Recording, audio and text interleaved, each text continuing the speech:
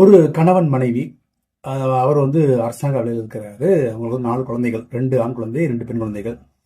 அந்த கணவர் வந்து நல்ல நல்ல வேலையில் நல்லா சம்பாதிக்கிறார். ஒன்றும் பிரச்சனை இல்லை, நடத்துகிற வாழ்க்கை போயிட்டே இருக்குது. அந்த பசங்களாம் ஸ்கூலுக்கு போகிறச்சுன்னா அந்த பெண்மணிக்கு வந்து ஹவுஸ் ஒய்ஃப் அவங்க வீட்டில் போர் அடிக்குது. அவங்க பெருசாக வந்து படிக்கல, ஸ்கூல் தான் படிச்சிருக்காங்க. ஆனால் அவங்க கணவர் சொல்கிறாங்க, நான் தொழில் பண்ணணும்னு நினைக்கிறேன்றாங்க. கணவர் வேணான்னு சொல்கிறாரு, பட் கேட்காம பண்ணணுன்றாங்க. அப்போ உனக்கு என்ன தெரியும்? டெய்லரிங் தெரியும். ஒரு டெய்லர் கிட்ட வச்சு கொடுக்கணும்னா பக்கத்துலேயே வீட்டு பக்கத்தில் ஒரு டெய்லர் கிட்ட வச்சு கொடுக்குறாரு. விருப்பம்லாம் வச்சு கொடுக்குறாரு. அவங்க வந்து டெய்லர் தொழில் ஆரம்பிக்கிறாங்க. போயிட்டே இருக்கு. வர்ற கஸ்டமர்ஸில் ஒரு பெண் வந்து ஒரு நாள் கடன் கேட்குறாங்க. ஒரு லேடி, ஒரு காய்கறி வியாபாரம் பண்ணுறவங்க. எனக்கு ஒரு 1000 ரூபாய் கடன் கொடுங்க. அந்த அம்மா வந்து கடன்லாம் சும்மா தர மாட்டேன் போ அப்படின்னு அந்த அம்மா சொல்லுது. இந்த பெண்மணி சொல்கிறாங்க. அப்போ அந்த காய்கறிக்காரம்மா அதுவே சொல்லுது, நீங்கள் சும்மா தரவனா எனக்கு வட்டி கொடுங்கன்னு. வட்டியா? எப்படி, என்ன வட்டின்னு கேட்குறாங்க. அப்போ அந்த அம்மா சொல்லுது, நீங்கள் 1000 ரூபா கொடுக்குறீங்களா, 100 ரூபா எடுத்துட்டு 900 ரூபா கொடுங்க எனக்கு. மிச்சம் அந்த 1000 ரூபாயை நான் என்ன பண்ணுவேன், 10 ரூபாயை 100 நாளில் அடைச்சிட்டேன் அப்படின்னு இந்த காய்கறிக்காரமா சொல்லுது. அந்த காய்கறி சொல்லுது 20% லாபம் கிடைக்குன்னு சொல்லிட்டு கொடுக்க ஆரம்பிக்கிறாங்க. அந்த பெண்மணி காய்கறி முதல்ல 1000 ரூபா வாங்குது, 100 நாளாக கட்டிடுது. அப்புறம் 2000, அப்புறம் அதுக்கு தெரிஞ்ச ஃப்ரெண்ட்ஸு இந்த மாதிரி கூலி தொழில் பண்ணக்கூடியவங்க, ரோட்டில் வியாபாரம் பண்ணக்கூடியவங்க, இவங்களையா கூட்டு வந்து பணம் வந்து கடன் வாங்க வைக்குது. இந்த அம்மாவும் டெய்லரிங் வேலையை விட்டுட்டு, முதல் தப்பு தான் செஞ்ச தேர்ந்து தொழில் விட்டுட்டு தெரியாத இந்த வட்டி தொழிலில் உள்ள போடுறாங்க. மோசமான ஒரு தொழிலில் இப்படி கடன் வாங்குற எல்லாரும் பார்த்தீங்கன்னா எல்லாருமே அடிமட்ட மக்கள்.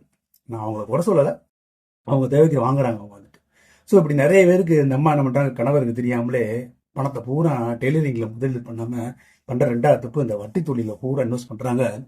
எல்லாரும் பார்த்தீங்கன்னா அடிமட்ட தொழில் பண்ணுறாங்க. அந்த ஆட்டோ ஓட்டுறவங்க, ரிக்ஷா ஓட்டுறவங்க, ரோட்டில் கடை போட்டுருக்காங்க, கூலி தொழில், இவங்க தான் வந்து கடன் வாங்குறாங்க.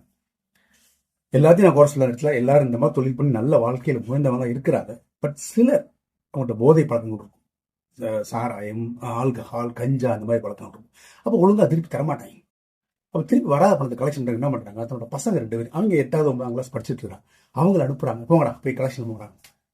அவங்க வீட்டுக்காரருக்கு தெரிய வருது, சத்தம் போடுறாரு, பெரிய சண்டை வருது. பசங்களை படிக்க வை, அவங்க வாழ்க்கை நல்லா இருக்கும் அப்படின்னு அந்த அம்மா கேட்காம அவங்க 2 பேரையும் அந்த இதுக்கு அனுப்புது. அவங்க போகிறாங்க ஆட்டோ போய் கலெக்ஷன் பண்ண போகிறாங்க.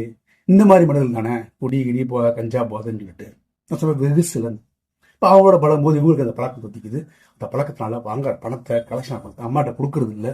எல்லா ஃப்ராடுத்தனம் பண்ணுறாங்க, போதைக்கு அடிமையாகிறாங்க, படிப்பு எல்லாம் அப்படி நாசமாயிடுது. அந்த அம்மாவோட தொழில் பணமும் போட்ட பணம் எதுவும் கிட்டத்தட்ட பல லட்சங்கள் கிடைக்கும், வரவே இல்லை. தெரியும், பல நஷ்டங்கள் அடைஞ்சு, பல நோய் வந்து கடைசியில் அந்த அம்மா வந்து அவர் நல்ல டெஸ்டல் போஸ்ட்டில் ரிட்டையர்ட் ஆகிறார். அந்த பென்ஷனில் தான் அவங்க கடைசி வாழ்க்கையை வாழ்கிறாங்க.